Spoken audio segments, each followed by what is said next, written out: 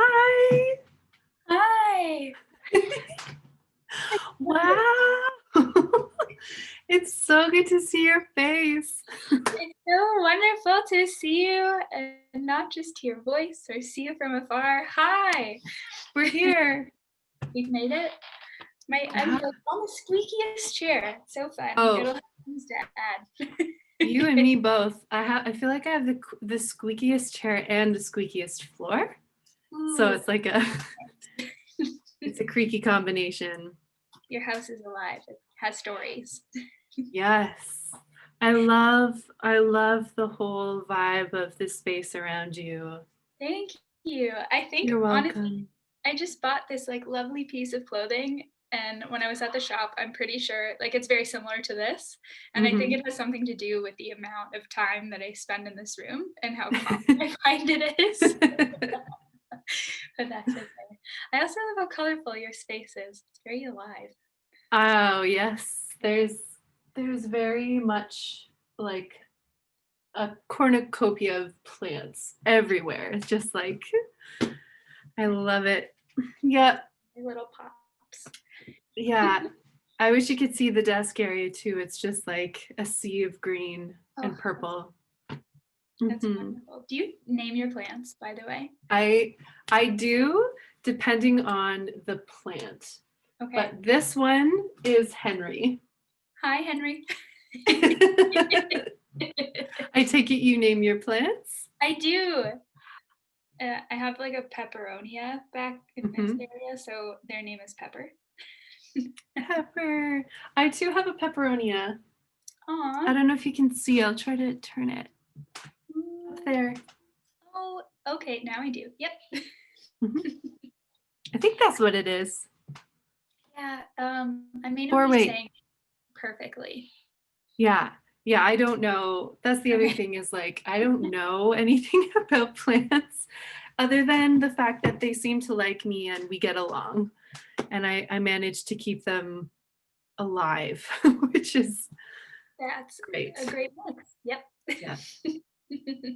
I also kind of live with a plant witch, so that helps. You and the plants are in good hands. Yes. Good support team. Exactly. It's been so long since I've seen you. I think the last Bon Iver and Feist, that was the last time. Exactly. And I was going through, so I got another piece of artwork put on my body yesterday. So I always take time to go through photos while I'm laying on my belly. And I actually saw the photo that we took yesterday, just from that time.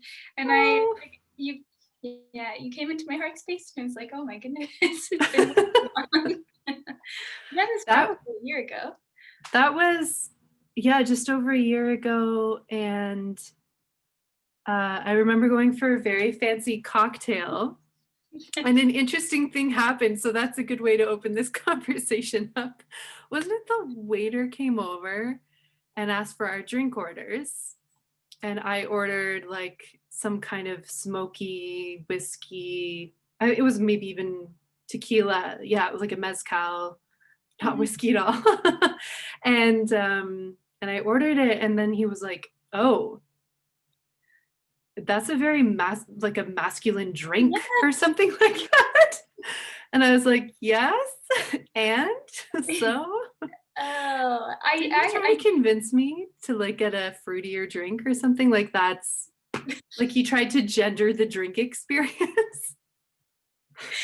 I do remember that, and honestly, it probably sat with me like really strangely as I was walking away as well. Yeah. And I don't think I don't remember the name of the place, nor do I have any desire to go back, probably because of that, even though the company was really lovely. But you can take the company anywhere. That's so true. And it was so funny because the drinks were amazing, but it was just being in a space and realizing how much I love small rebellions. Oh, of course. I love and big ones.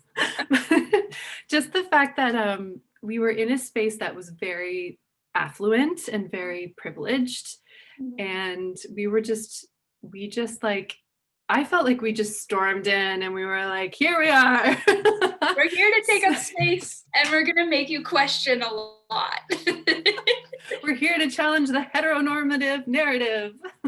That's exactly it. Oh, goodness. Yeah.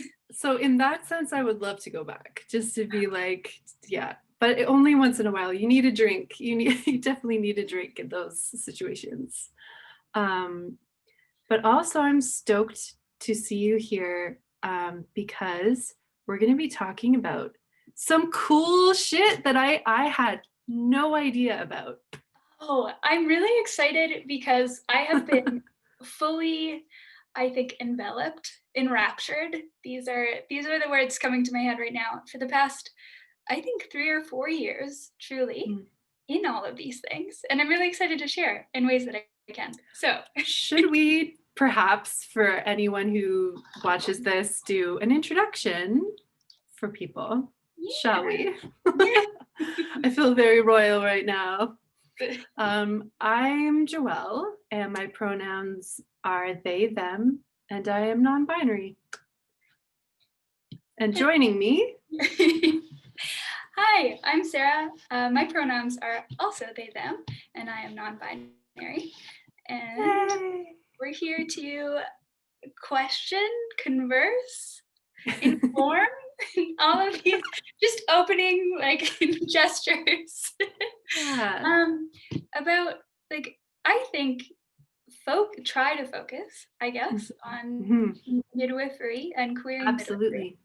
Midwifery. And everything that comes with. Yeah, so totally. Really, yeah, I've been studying it for the past 2 years, but I was kind of thrown on the path 2 years prior to that. And it was really interesting because even midwifery in Ontario, like there are only 3 universities to study officially and be able to then register with the province. And there are only 30 spots at these universities across the province. So you can kind of see why there's such, I would say, disparity in terms of the amount of midwives to clients that need care. And then further to kind of like dissect that, predominantly white, truly. And I think it's because of a multitude of things, that being we're working full-time, above full-time, but usually within the scope of practice of midwives, that's well beyond 40 hours a week. And we're not getting paid for it as students, which then makes it really difficult for midwives or people of color who aren't usually like experiencing, I think, a large amount of wealth, who need to support themselves throughout those times. And on top of that, I think the fact that the province has also made it very clear that they have a separation between Aboriginal midwifery and Ontario registered midwives. They've kind of kept it that way. So you can practice as an Aboriginal midwife and you can potentially have privileges depending on where you are, like hospital privileges to work in that, but for the most part, no. And I think there needs to be a combination there and like a marrying of the two kinds of midwifery, because it's important not only for these midwives to be supported, and I say Aboriginal midwives to be supported in their work, but also recognized. So yeah, just a quick little intro. Yeah, I'm here for it. Like I feel like it's such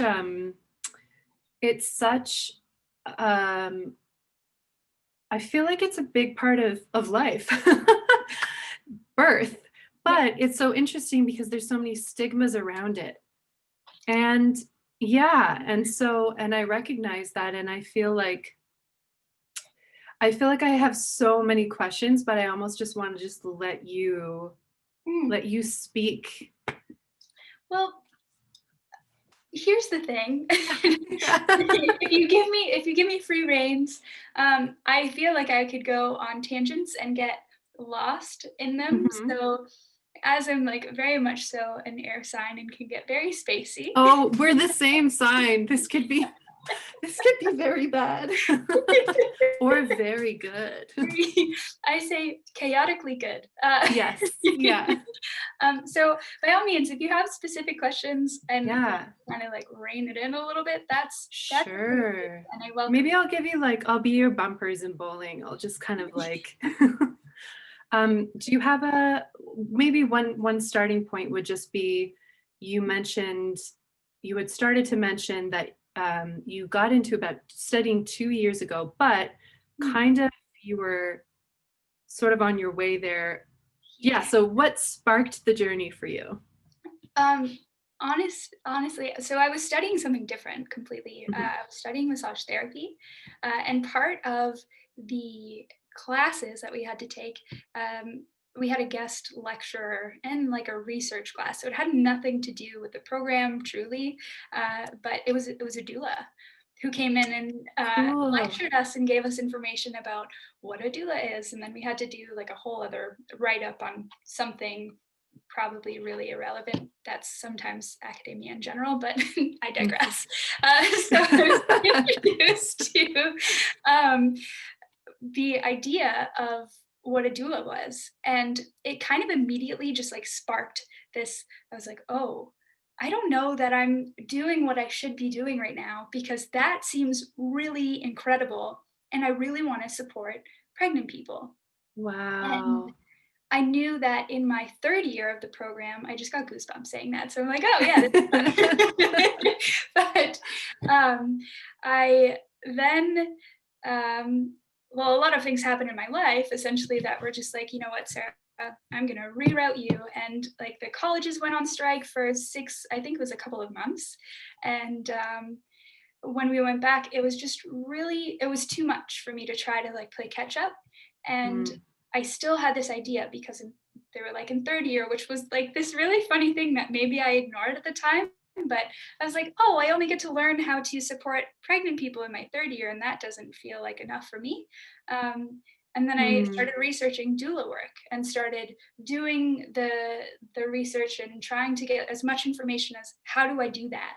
And then as I started learning about it, I was like, well, actually, I think I want to do more. I want to like truly, sure, I could emotionally support somebody, but I want to physically take on the role of support, not just in labor support, but maybe their full like pregnancy and postpartum. And as I started looking into that, I was like, oh, there's actually there's a course here in Sudbury. This is amazing. I want to see if I can get into that. And so I started applying. I left massage therapy and I got into gender studies first, because again, 30 spots, it's really competitive, which then opened up my eyes to like everything in terms of what are gender studies, and let's talk about all of these things, which amazing. Now I get to kind of approach midwifery. Like midwifery work is definitely activist like work in general, but then I had to and got to come from a lens of not only trying to like not pathologize birth in the way that the healthcare system usually does, but come at it from like the knowledge of like not only like personal experience of like queer experience and bringing that, but then there was like something in my brain, because I like socially how we experience things and kind of like need to prove ourselves, was like, oh, I have this educational background to like support what I'm doing and why I'm doing it, and the research there. So I applied again, and I got in that time, which was yay! And now I'm here. Now I'm in it. 2 years in. So wow. It's really lovely, and I feel really lucky to be here, because like I still have that like really big, like there's a bit of like grieving of like imposter syndrome of like, should I and do I have enough to be in this space? And I also come from it from the lens of yes, and not only do I get to help this generation, but I do get to help like generations behind me and my ancestors, and then generations moving forward. And I truly get to see a new generation be born in my work, which is incredible. I still cry. So yeah. Oh my God. I'm so happy for the world. So that's how I got, that's So kind of how I got here. I actually want to talk about that idea of lineage, of families, of ancestry, of coming forward. How do you see that? What does that mean? Tell me more. How does that manifest for you? Yeah.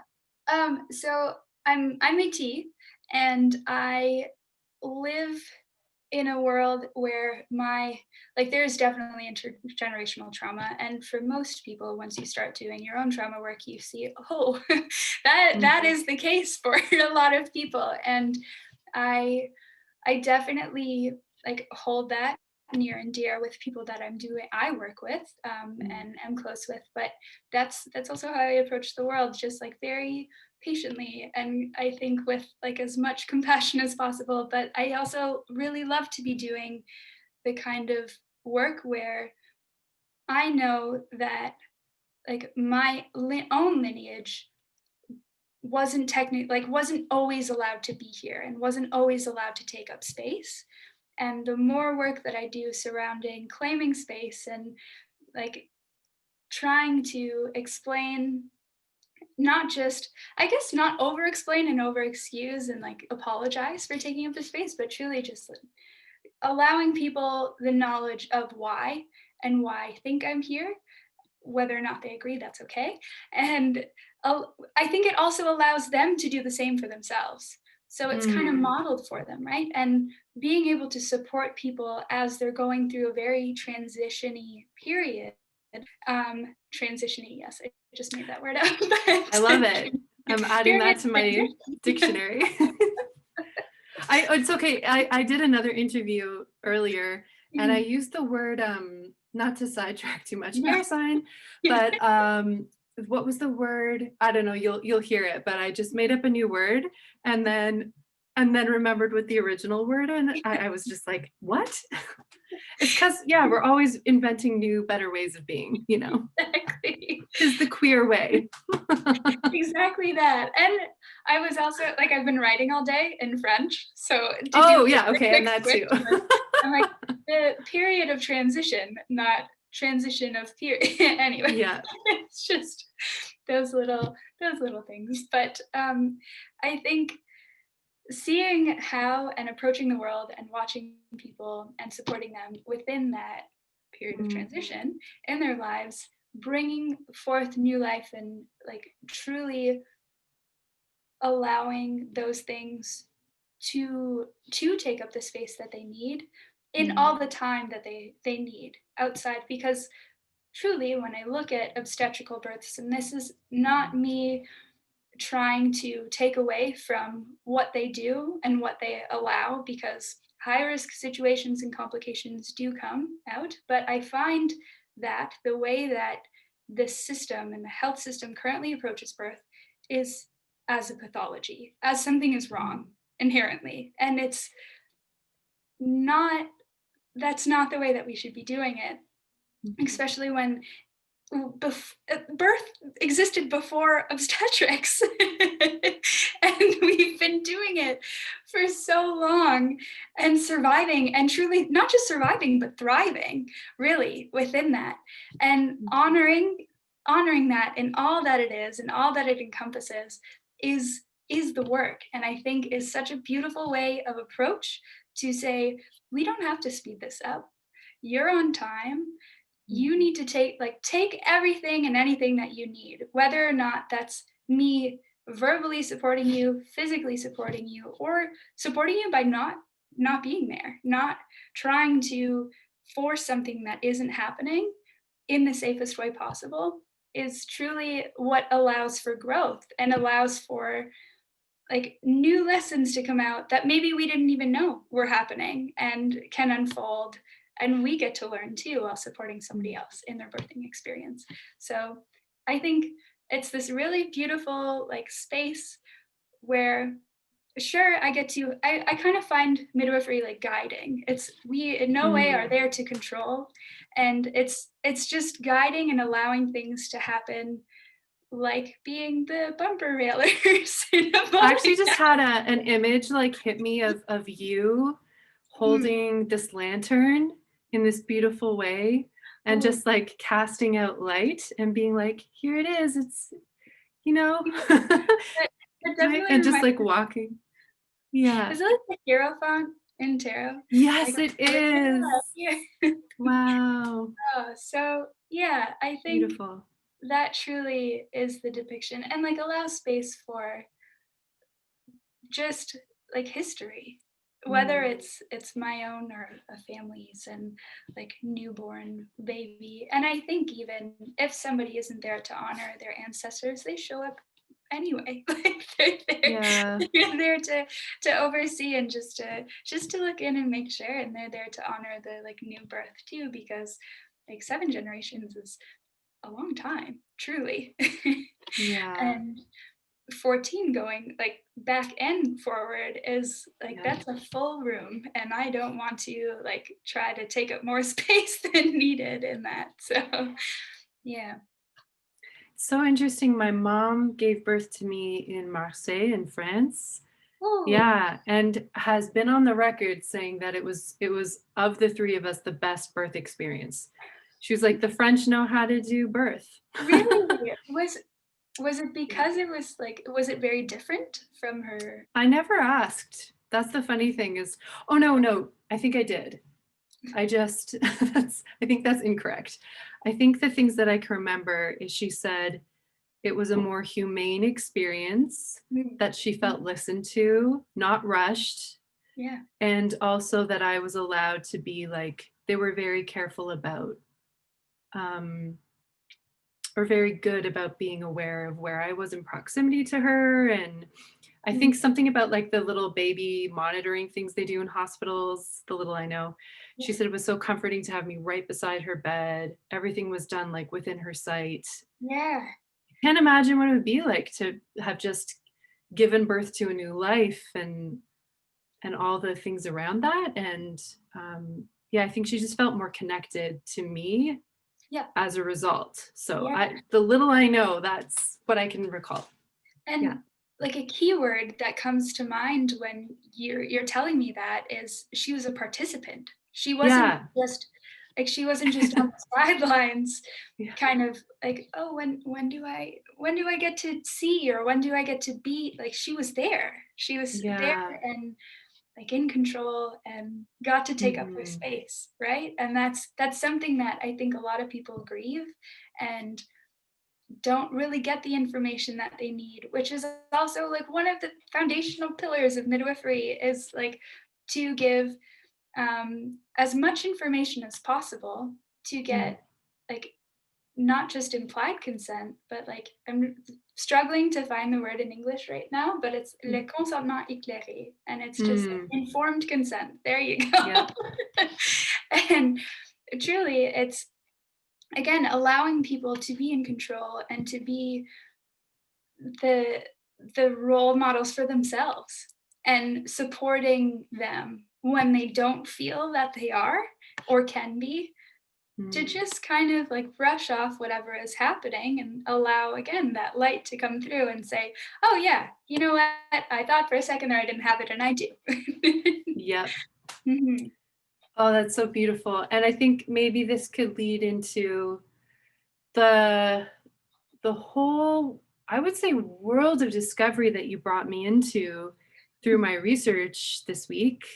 You sent so many beautiful articles, and there was one on genderspectrum.org that I pulled up just so I could read, Hmm. because I work with children and I work with them in the context of teaching music lessons, and so I love, there was this quote: a person's gender is the complex interrelationship between three dimensions: body, identity, and social gender. And that was so, I kind of wanted to start there because I feel like the rest of this, I think I'm fascinated by this notion of your gender identity studies that you went through before you went into midwifery. I think that's so amazing. And I love the fact that the autonomy of it, because I feel like there's this amazing correlation between that and what you're doing now. So yeah, I don't know if you want to speak to that a little bit, or yeah. Yeah, I think having a better understanding of gender and the complexities therein truly birthed me into midwifery. And nice one. Yeah. I'm full of them. It also allowed me like the knowledge and experience to become myself too, which is really lovely. And that has been like, as I'm sure most queer people experience it, like it's not a one night thing. It's not a one month or one day thing either. It truly takes a while. And I wish that we were in a place to say that everybody thinks this way. And it's unfortunately not the case, as we know and have experienced and see. But that being said, find comfort that there are more than we think of people. There are a lot of people out there and spirits out there that are truly challenging the binary, and not just in birth, but in everyday life, which I think is so beautiful and exquisite, and just this wonderfully warm way to approach life, because our boxes aren't always enough. Yeah. Oh my God. Yes. Yeah. And like to me, when you say, like, you opened up saying like, I work with children, and then I read this quote, and it truly, like, it struck a chord with me. And yes, like seeing people even now, like, to kind of oversimplify it, and like, I know my circle, like, they really question the whole like gender reveal parties and totally. and the purpose, and they're like, oh, genital reveal parties, like it has nothing to do with gender. And when you put it like that, it's really, really funny, and also kind of awkward to be like, I don't care about your kids' genitals at all. Do I want to? Oh my God, I know. Like not even at all. No. Like, no. And I've also started to see parents who have even gone so far as to, like, sure, have a name and name their child, and maybe choose like gender identity, like kind of choosing gender identity based on biological sex, but then approaching it from the idea and the respect that it's not theirs to decide. So have said for their children, and sure, they're like newborns and much younger, but saying later on in life, if you decide and you feel a specific way or a different way that doesn't quite line up with either the name that I've given you or this gender identity that I have modeled for you, that's okay.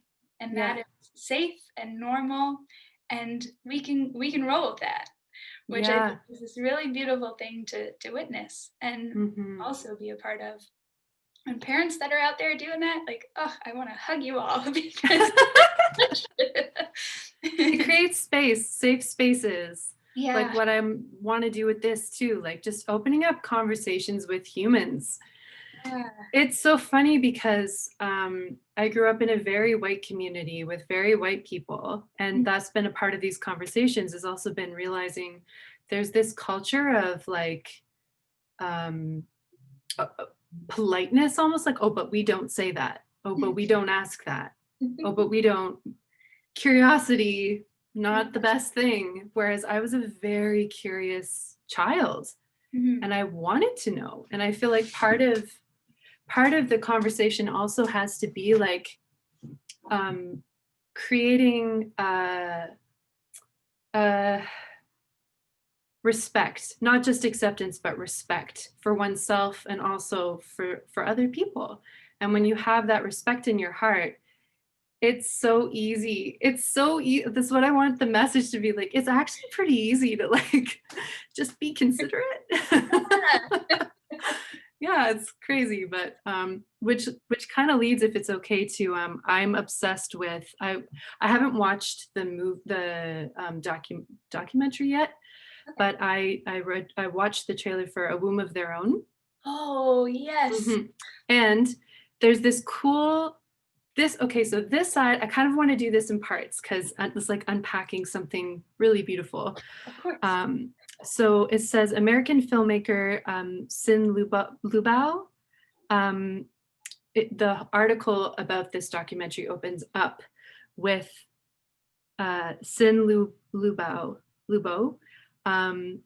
doesn't like alternative pronouns. Like they or they, saying they are all problematic and suggesting that gender, queer, or non-binary are the most acceptable terms. And then this part's great. It's impossible because there isn't one word, term, or pronoun that I feel like, oh yeah, that gets it, that captures it, Lubao explains. I mean, I like it when people say, thank you, sir, but usually within a short period of time, they decide that was the wrong thing and start apologizing, and it's awkward and it's weird. And I don't think I'd want to be called he and sir all the time because that doesn't quite fit either. And it's funny because when I was, I want to say like towards the end of the process of coming out, I had all of these conversations with people about like, who am I? And trying to be respectful of the queer community and being like, I don't want to take up space that doesn't belong to me. I don't want to like proclaim myself as something and be misunderstood or whatever. And I had such a beautiful conversation with a friend from BC who was like, nobody gets to decide that but you, though. Yeah. Like, you get to decide.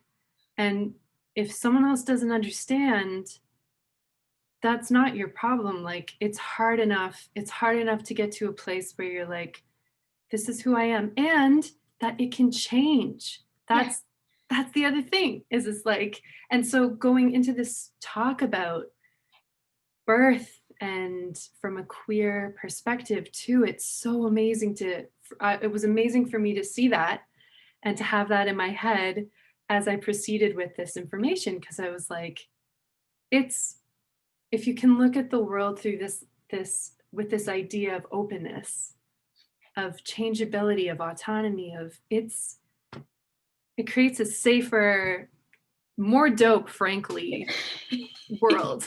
So yeah, take it away, Sarah.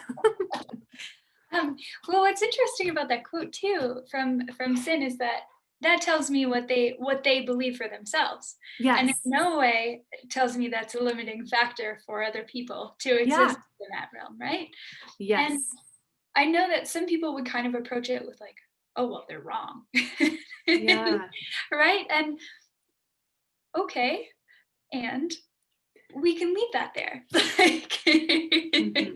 Yeah. So I think too, it like just kind of approaching, it's like birth and rebirth and like watching death. And I think that's truly what inspired me in the work of like even doulas, is knowing that there's such thing as like death doulas and birth doulas, not with just like childbirth. And like a doula is truly there to support a person in a time of transition. And you see doulas that are now more mainstream, of course, that are also helping folks in transition, maybe after like top surgery, maybe after like, like yeah, it's just like so wonderful to see that truly at the end of the day, what we need is to be either reaffirmed or supported and connected to find community. And the fact that you yourself said like I needed to have those conversations with people that I held near and dear, maybe to like make sense of truly what was going on in my space, but also to reaffirm you and support you in taking up the space that you get to like say that you're taking up and try, like, and sure, like sometimes figuring out our queer identity is trying out different things, because truly had I not like been like dressing in drag for a little bit, like for a small part of my life, with like would not have given me this space to be like, oh yeah, I actually that kind of makes sense. Like I don't really have to dress and like perform a gender that doesn't really fit for me in my everyday, of being like overly feminine and like trying on the whole, I don't know, like dressing up for the sake of like another person and to fit into like the roles that somebody else had kind of put onto me and taught me, right? So like when I came out to my partner and I was truly like explaining to them, I just don't have it in, I don't have the energy anymore to want to play roles that don't make sense. Oh, yeah. Yeah. Yes. And Beautifully I put. know energy is like such a wonderful thing that can never really be like diminished. But at the same time, I know personally, I only have so much energy in a day. Yeah. And if I'm spending that much of it fighting against myself, like Yeah. it takes away from what I can be doing and what I can be really giving. So 100%. Yeah. yeah. Yeah. When you embrace yourself, and for me, it was just for my own journey, it was just stop hiding, stop stuffing things into little rooms and closing the door and being like, well, or running. That was the other thing, just running, running, running. I Mhm. feel like when you stop and you and you realize how exhausted you are, and you actually open those doors and you take a breather, it's like, wow, I love how you just put that. It's like for me, it was like a whole pile of energy came back that I was like, oh, I didn't know you were there. Because I'm not thinking about it anymore. It's just out. Yeah. But it took a while to feel safe enough. That's the other thing. Feel safe enough within myself and in my immediate situation Mhm. to feel okay with that. Yeah, and I wonder through looking at midwifery at all, but especially through with a queer perspective, Mhm. it really struck me as like I got teary-eyed thinking about it, like how birth seems scary enough, beautiful, but like terrifying. Of But course. to feel like you can't be safe with your identity. Um, Yeah. yeah. I get Wow. emotional thinking about that, Yeah. honestly.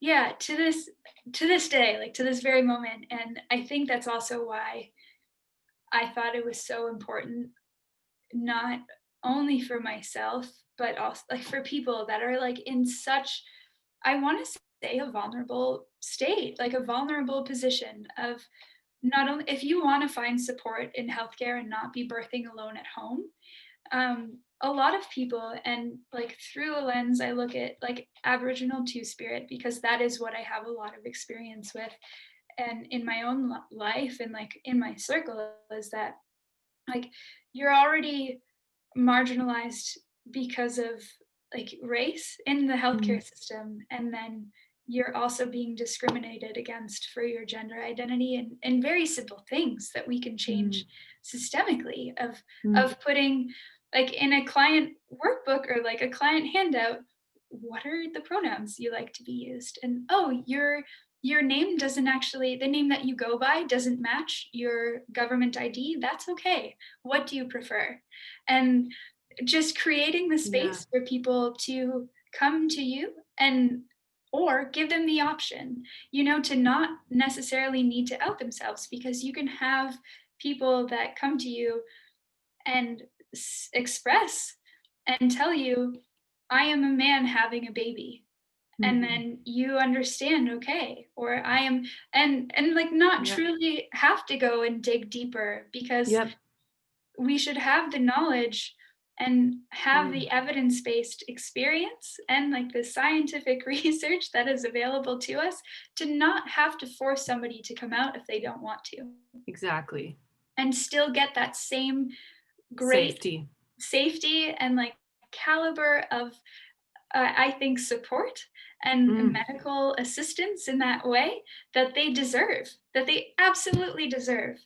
And like to know that like in my personal training, all my theoretical training up until now, outside of like myself and like a trans non-binary student, we help each other and we show up for each other, but we also haven't modeled, like it's not only up to us to model for our colleagues truly what a queer experience in birth is, and we haven't received that education really, and I think that's lacking. If I wasn't a person that saw like these opportunities to look at the documentary from Sin and to engage in a question period with them and like engage with other healthcare providers that are maybe outside of Ontario because they're based in the United States, where healthcare and the system is very different, but still got to chat with other midwives doing queer midwifery, which is amazing.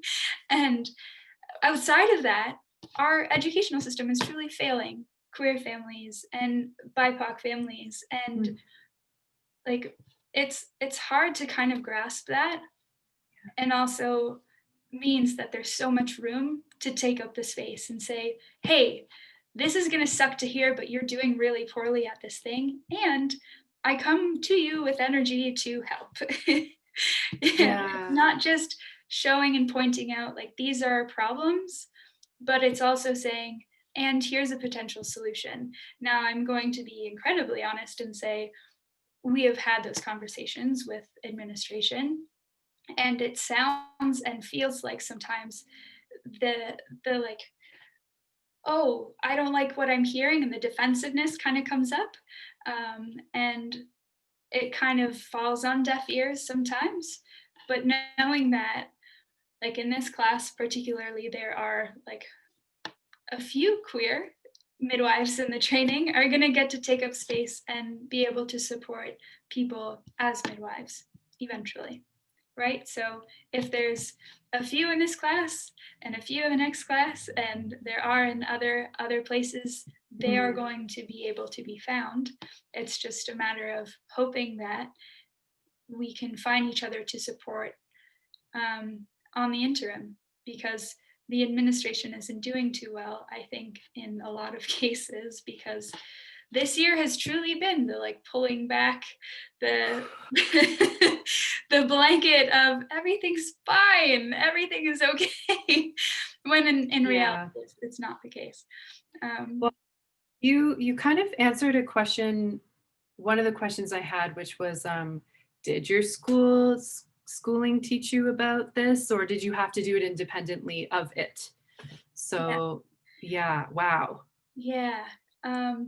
That's disappointing to say the least, honestly, because I had that question, but I kind of wanted to wait to see you to be like, cool, this is so amazing, this is a part of midwifery, and it's like it should be, but and it is, but not through like the system, the institutional systems, right? Exactly that. And I know what is the like perfect, this like blanket term that people have said, sensitivity training, you know, like institutional sensitivity training. You'll have to get this lovely certificate for sensitivity training. And I'm like, okay, but what about like the specialized hours that we received for other stuff? Like I can say fully that I took training to be able to diffuse like potentially like violence in like the home place and like domestic violence, and be able to like see clear markers for those things. But have we actually received any training on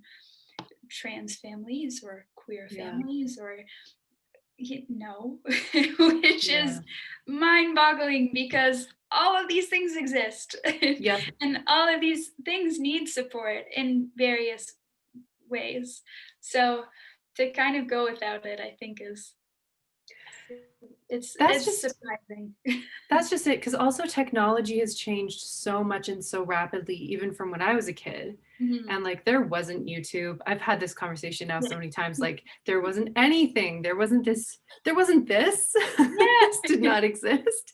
So I feel like there's a whole bunch of generations coming through who have access to this information. I see it even in my students, who are able to do their own research and connect the dots in ways that I wasn't able to till my 30s in my own life. And I think I think that that's really going to impact care, I hope. But I also think that it's the job of institutions now to be like, oh Absolutely. shit, we need Absolutely. to really do some fundamental uprooting and Mhm. like repotting of Yeah. the thing, Yeah. because it's not going to work. And It never relearn. has. No, But absolutely not. And that's also like why I think I also brought up like Aboriginal midwifery, which I think is yeah. so beautiful and is coming. Sure. So they do have a specific site in Ontario. I think it's based just outside of Six Nations in Hamilton, like in that area, where you can go and do the theoretical like framework and build that for midwifery care. And then you're immediately thrown into, okay, now you're going to go, and don't quote me on this, like I truly, I haven't studied it, but from the information that I have received, that I'm hoping I'm doing justice, is that you then go into like midwifery care and are doing hands-on work. So you're still getting training. You still have preceptors who are like fundamentally midwives who are practicing and can offer proper care. And that is also kind of building on the idea of bringing birth back home, not always institutionalizing birth and needing to have those hospital privileges, and allowing these people to give birth within their communities, which is incredibly important because, as we have seen in the past 30, even like 10 to 20 years, is that people are hiding the fact that they're pregnant in these communities to not have to leave. And Yeah. I want to say that like it's not that it's inherently dangerous, but I hope that they're getting the support that they need within that. And kind of what I had written to you was, of course, it's usually the matriarch that is providing that kind of strength and power and support. And now knowing not always the case, and hoping also maybe it's the shaman, or maybe it's the like the knowledge keeper within that community that can also allow like support, as they do in periods of transition in birth as well. And hoping, and I think Aboriginal midwifery can absolutely attest to that, is that they have the knowledge, the like ancestral knowledge, and are knowledge keepers and safekeeping those things to allow it to be brought back to communities, because you have people that are being pulled away from supports and their family to give birth in a completely foreign place, and don't get to honor their own like spiritual selves in that.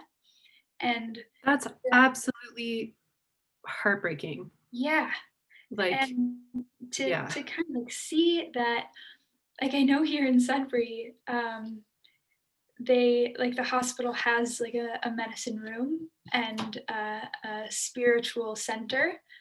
And I think and I hope that people can go and give birth there, or do any of their spiritual needs in this designated area. But one absolutely is not enough for a population that is on traditional territory and surrounded by traditional territory, like in every direction. And why create a room if we can do the work to allow it to be done within the community? Right? So, Yeah. it's like, well, it's like, we're doing the work there. I'll take your room and I'll see you a community. Yeah, exactly. Oh god. Oh man. I have so many. I have like, okay, two more things are springing to mind. I actually have to write it down so that I like. Okay. So one thing I would love to talk to you about now is your placement, if that's possible, because I just saw on Instagram and I'm like, oh my god. Yeah. So my first, I guess it's my first long-term clinical placement, because I have gotten to do and experience a few births already in a hospital setting, which has been really beautiful. But I'm going to Thunder Bay, which is, I like again have chills. I'm really excited to go.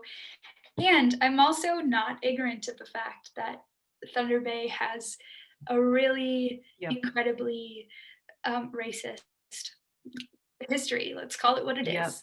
And so as I am, I tried doing my own research just to kind of see like what are the numbers. And I know, like, I say the numbers, but I also associate these numbers with people. So like what's happening truly in the healthcare system, and how are people experiencing care? And I saw a few things. I got a couple answers. So without, again, wanting to truly like think poorly or speak poorly of one thing or a person, it was just the first response that I received when I was like, hey, I know that this is happening, I was met with, absolutely not. You're like the gaslighting answer of, I've never seen that before. What are you talking about? Can you elaborate? And I was like, okay, you're not this. I'm going to take that with a grain of salt. Like, thank you. And I'm not going to be the one to educate you on that one, because you're also an adult, and I can't really like pour that much energy in that. Also, Google, please. Also, podcast. There's like a whole podcast series about how fucked up the whole. Yes. Yeah. And it's incredibly well done. If you don't know, dear watchers, listeners, Thunder Bay. Please listen to it.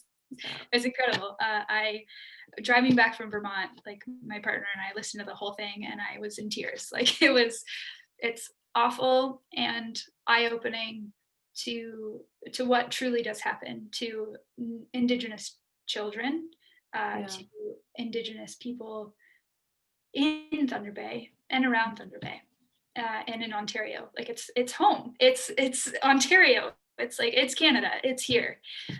And so part of the reason why I wanted to go up there is I have yet to meet them. And I maybe it's an urban legend, but I have heard that there is a midwife who does midwifery on the ground. So she actually meets pregnant people who are either transient folks or housing insecure and don't necessarily have a specific space, and will meet them to provide them with midwifery care. And I think that is incredible. I have wanted to meet them, and I'm still trying to locate them and try to find what practice they're in, or if they're like working with the practice right now. But that was part of the reason why I wanted to go up there. And I also met this, like, the roommate that I get to live with. They're so wonderful, and they're an emergency nurse, like emergency room, like ER nurse. And the first conversation that we had when I met them was, oh yeah, like there's definitely racism happening from like nursing staff or medical staff or healthcare professionals. And like, no, and it was so clear that she was somebody that definitely calls it out and is doing the work. And is like very secure in their job to be able to say, oh, you experienced this from one of my colleagues, here's their badge number. Like, oh, please, like, write a complaint. I'm going to do an intern, like doing the work and knowing that, sure, we don't truly work the same position, but are also using that and approaching it from the same way, tells me like, okay, some of these people, and hopefully like eventually it'll be all of these people that are accessing care, are going to access the care that they deserve and that they need, and not just be getting like the remarks or like the I don't know, like the worst kind of care that you could receive. It's not even care at that point. I was thinking about that the other day. I'm like, it's what's the opposite of care? Like whatever that is, that's what that is. Truly. I know, and I have a hard time calling it care, because you're right in saying that. It's like health provisions, like the bare minimum, like call it the bare minimum, truly. My God, yes. Yeah. So there's like an inherent magic about Lake Superior that has really called to me. And like I lived in my car for a summer and just like found Lake Superior and healed a lot there. And I know that there is like a pocket full of knowledge that I am really excited to hopefully get to experience in a way that I also get to like return some energy and give some of my own energy to not just be there taking, because that's not really the best way to encounter a new space. But I know that I'm there for a limited amount of time. I'm only there for 4 months, and do have to learn a lot of skills while I'm there. But I already know that I'm going to be well surrounded in terms of home space, which I'm really excited about, and then hopefully get to learn and take like wisdom with me when I do leave. And I like, part of me also would want to go back, like maybe once I'm registered, because like it's interesting to see again, like, and this is just the reality. It's like all the midwives there are white, and all of the midwives there that have hospital privileges are like very like very white. And I hope that they're working with the like Indigenous communities that are surrounding Thunder Bay and are learning what their needs are, as well as like whoever else that isn't white living in Thunder Bay. And I can only say right now, like fingers crossed, because I haven't been yet, but I'm excited to go no matter what. I'm so thrilled for you, but also for the community, because you're just like this light spirit that's just, I'm stoked for all involved. I think. And also Lake Superior is, as you were talking, I had to really, a part of my brain had to focus, because once you say Lake Superior, you know how it is. It's just like part of my brain is just there, and I'm like, oh my God. Yeah. There's something so oceanic about it. And also, I spent one summer living out of a camper van with a dude. Well, the 1 month. Yeah. And one of the coolest things about that time was just we met such amazing people. And we met one man in, I think it was Sault Ste. Marie on our way up, who just sort of like saw the person I was with smoking, was like, hey, you have a light, and then sat down and had this whole like 2-hour conversation about the legends behind Lake Superior. And once he found out we were going, and like told us like creation stories and just like these beautiful facts about Lake Superior. And so it really felt like it's so spiritual. It's this place that's just like, I don't know how you can not feel it when you're there.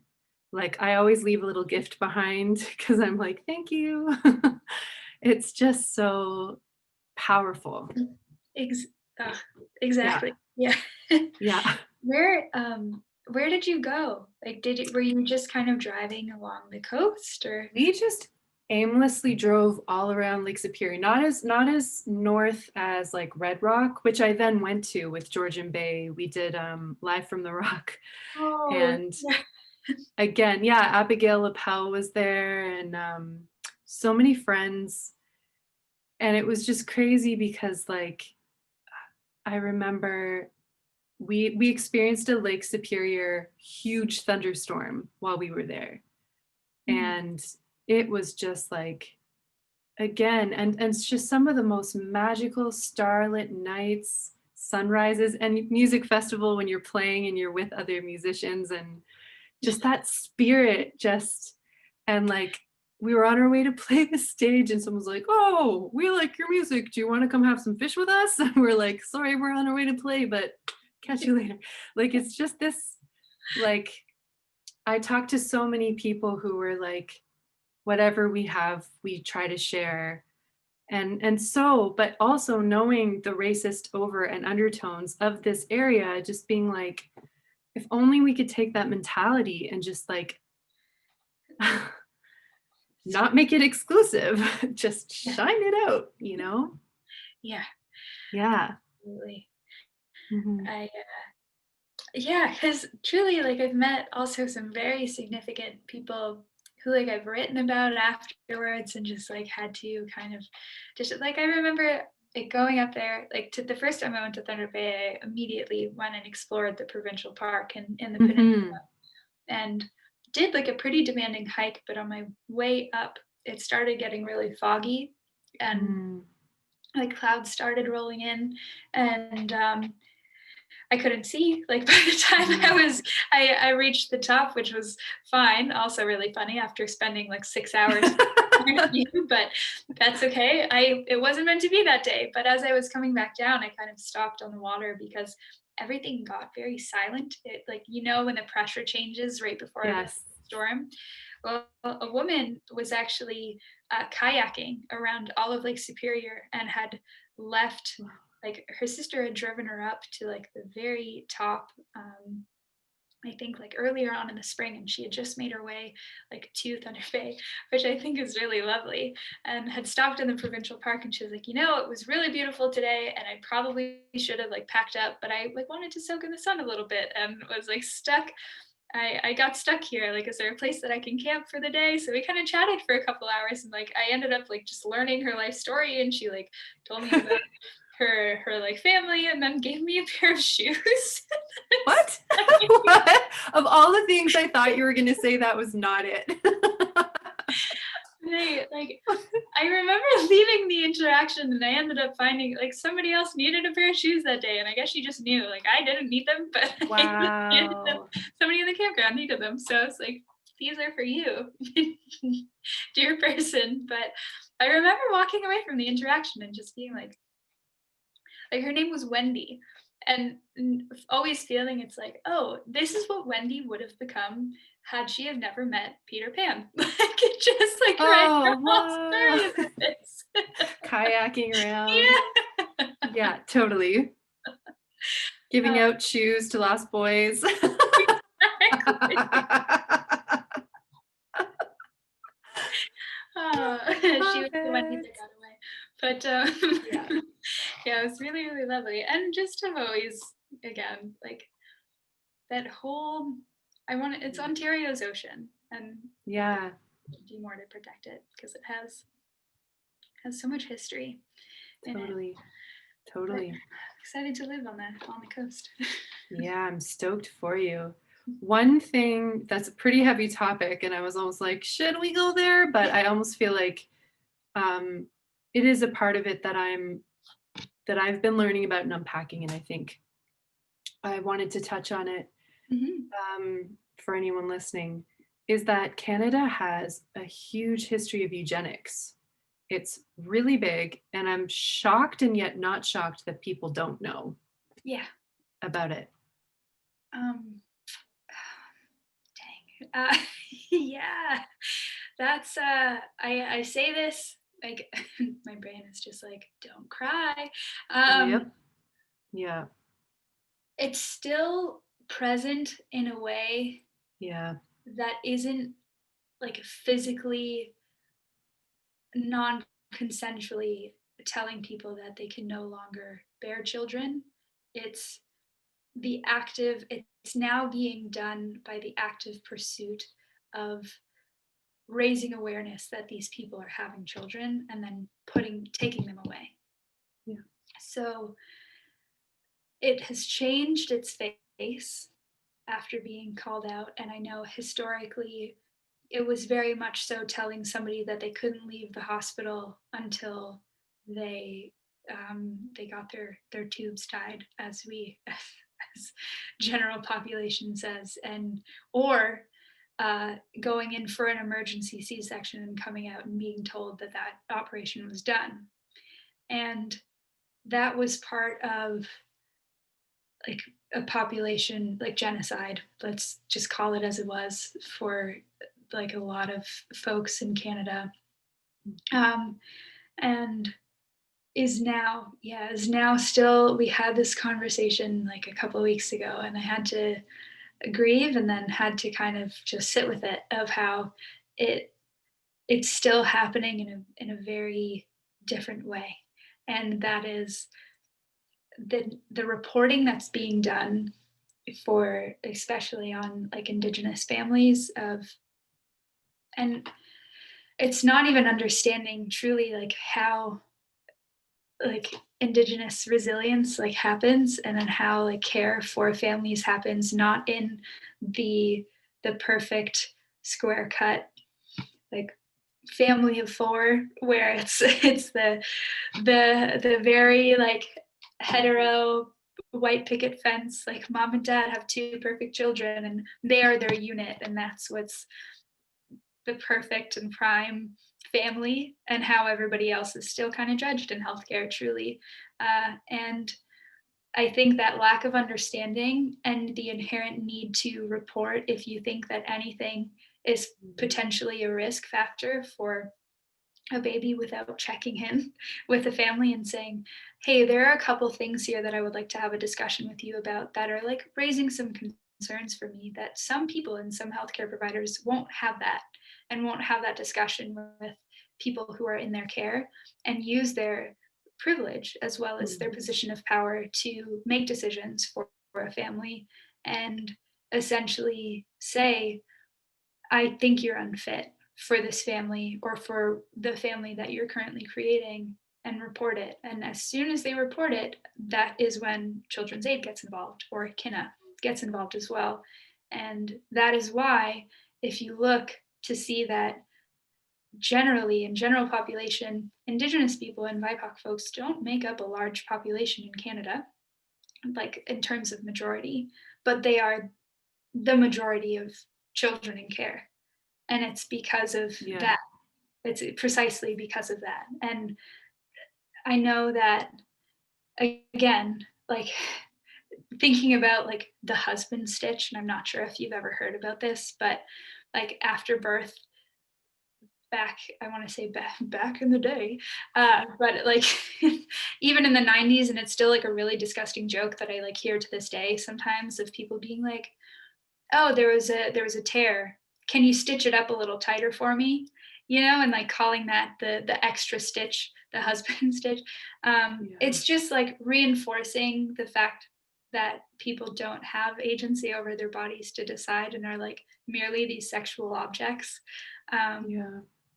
When that's what does that say more about the penis than like truly than like what they are intending to like do with it, right? So it like always kind of like hits me. But yeah, like hysterectomies are things that should absolutely be a consensual conversation, and they should also like and it's so funny because like to me it's just like, why is this even is this even a conversation? Like why? And I think it's so horrifying. It's horrifying. It is a part of this like colonialist history. Absolutely. And I feel disgusted that I did not know. I didn't know till very recently about the history of eugenics in Canada, specifically tied to things like mental health, child services, RCMP. And when you start to see that and you see all the ripple effects, and the fact that two provinces actually had bills passed that actively supported, BC and Alberta, supported eugenics, and those bills weren't taken back till I think the 70s or 80s. It's just like, your true colors, Canada. Oh God. Yeah, to think like the 80s, where like our parents like are even like some of us like were born in that sea and experiencing and like knowing that it definitely still has a very severe effect on like family dynamics today. And it's heart-wrenching to know that that has also created, like, it's still very much so in our system. Like, Yes. it hasn't really disappeared, nor has it, like, it has this really gross, like, vicious ability to just kind of shift how it's approached. Yeah. And it used to be, I would say that that's pretty overt to be passing bills, and for a little bit became a little more covert in terms of the way, like, yeah, and the way that it was being done and performed, and again has just like shifted a little bit more of how do we find a new way to approach this. And Yeah. It's so good to talk about, and it's so yeah. good to get out there, because I feel like again with these generations coming up, it's just like I've had students be like, "Did you know this? Did uh, you even know this was a thing?" And they're like 11. And yeah. I have to tell them, "I do, but I didn't actually learn about it till I was like in my 30s Yeah. or late 20s. Yeah. That's when I knew about this." So that's really interesting to me that it's a hopeful sign that I, for instance, have like one student who has like 3 teachers in high school who are actively talking about this stuff. Okay. And I was going to ask, like, are they Yeah, learning in school? That is at once amazing, and it is yeah, also simultaneously heart-wrenching for folks who have had to, like, who are still experiencing the effects of it. And I hope that for their sake it comes with the, like, and I know like teachers are these wonderful folks who have to wear so many different hats during the day, and I hope that they also like have the space at the end of the day of delivering like very difficult subject matter to, like, at once be like to recognize what they're doing, to yeah, recognize like the depth at which they're like truly educating about the reality of like not just history but like current, like present day, yeah. and what's happening. And I hope too that they like have space for folks who like potentially might be grieving that and like hearing those things, right? 100%. Yeah. Because I feel like that's just it is. The student who was telling me this is white. Mhm. And the first thought that passed through my head is like, the first thought that passed through my head is, who was in the class with you? Who are your classmates? Yeah. Like, who was listening to this message and what was that dialogue like? You know, you're absolutely, yeah, that's such a good point. Because Mm-hmm. I also feel like, I feel like it's so, um, growing up, I grew up in, by Tyendinaga, in like Tweed, the Tweed area. And so we didn't talk when it came to Indigenous studies, which was called something very different back then. There Civics? was, yeah, I don't know there what it was was. no, there was no, it was like, this was the past. This was the past, and it was a time and a place, and it doesn't exist anymore. Meanwhile, literally just down the road from my school was Tyendinaga. And it was just like, it's still mind blowing to me that, yeah, so mind blowing how many how many people still think that Canada is like polite and cool and okay, and I'm like, there's Well, a lot, there's a lot. We're just really good at using politeness as this veneer to make it seem like everything's okay. yeah. Or the performative ally that Canada has gotten really good at becoming. Who is it? It just came out recently, but I think it was Murray Sinclair who just Mm. stepped down from Truth and Reconciliation and like being in the Senate for that. And my immediate response when I heard it was like, oh, did he realize that nothing is actually really happening? Or is that like, didn't want to be a part of that anymore? It must be really hard to sit there and pretend that like reconciliation is a state, is a state that we have like ascended to. I read once a quote that just like summed it up, which is like, there is no reconciliation. Reconciliation implies that there was something to reconcile from. There never has been. It's just been, ongoing. Yeah.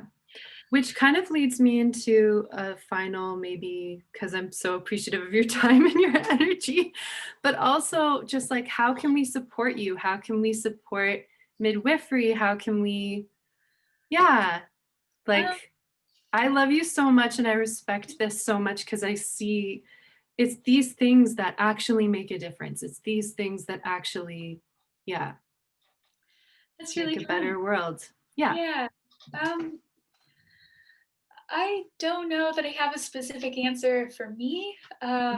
It's just, I guess, how I approach things. I know like there are midwifery students and especially BIPOC midwifery students that have like GoFundMe accounts that like absolutely need support. Amazing. Like I got, well, not amazing, but I would love to help. You know, like in terms of like being able to support like future midwifery. And I don't know, like it's a regulated healthcare profession in Ontario, and a lot of people don't know that it is, and don't know that it's like a 4-year like specialized medical like educational program. So I like small things is just, I don't know, like talking to your friends, but I don't know how often that comes up in conversation. But just like, getting it on the map, right? Like being able to have like simple convos with folks in terms of like, hey, like, are you, we're also like within an age where people are like starting to have families, and just kind of like having chats with them, like, have you heard about this option? Instead of like going down this conveyor belt of like, you want to do labor and delivery and you have a baby and you're out, like, you know. But otherwise, like this is like also really supportive, allowing like a midwifery student to come out and take space. So thank you. I think like truly that's what it is. Otherwise, like I don't really have a really long list of what. Well, if you think of any GoFundMe links or anything, I'll include those below this conversation. I've always wanted to do that. But also I'm just like, as a non-binary alien creature, which is how I see myself, kind of on this world, shivering around is how I feel. Like, I want to say thank you, especially for taking the time to talk to me about that whole side of midwifery, because to be honest, like, I don't know if I'm going to have children. That's a whole other side of things that I'm like, which is very personal, and I know I don't have to talk about it, but I feel comfortable. But I also think that talking with you, having this dialogue, has made me feel a little bit more comfortable in my own body and a little bit more comfortable thinking through things. So like, mega thank you for that, for your openness and the posts you post, and it's just so rad. It's thank just you. You're welcome, but really thank you. Honest to goodness, like that makes my heart like explode a million times over, just hearing that. Like the way that I approach the world is seen, and it like I see you too. So it's like a really, really beautiful full return. Oh man. Thank you for allowing me to take up space to allow you to take up space. And You're so welcome. Oh Yeah, man. Oh, I like it. The Zoom hug. Yeah. It's like, so I'm so good at it now. I love you, Sara. I love you Thank too. you. Thank you.